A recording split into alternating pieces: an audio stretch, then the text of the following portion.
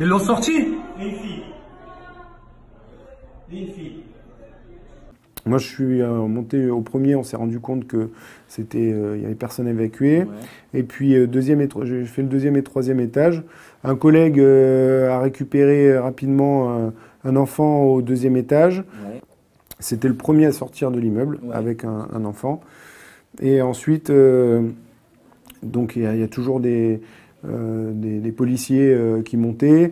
Donc moi, je faisais le relais dans tout ça. Je suis monté au deuxième et au troisième étage. Puis je participais à m'assurer que voilà, du bon déroulé, main dans la main de cette évacuation.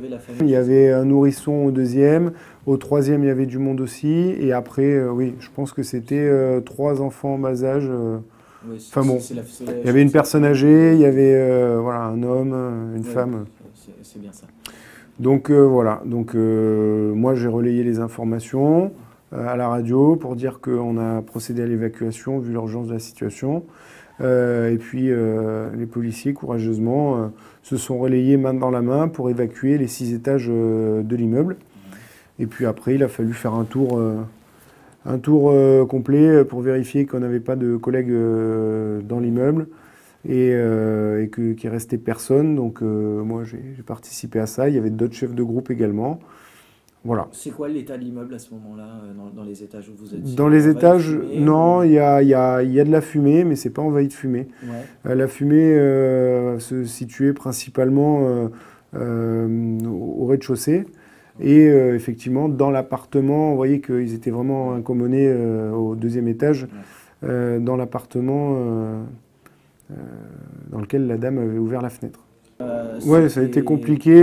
On a été, tous ceux qui sont rentrés ont été intoxiqués par l'inhalation de fumée. Ouais.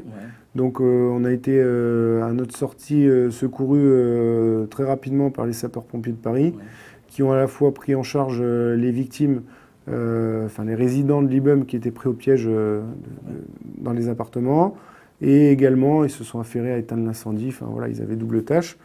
Et nous, on a été placés sous oxygène par les sapeurs-pompiers de Paris, et c'était donc effectivement dans le hall de l'immeuble qui abrite la clinique des Champs-Élysées à quelques mètres de là. Voilà.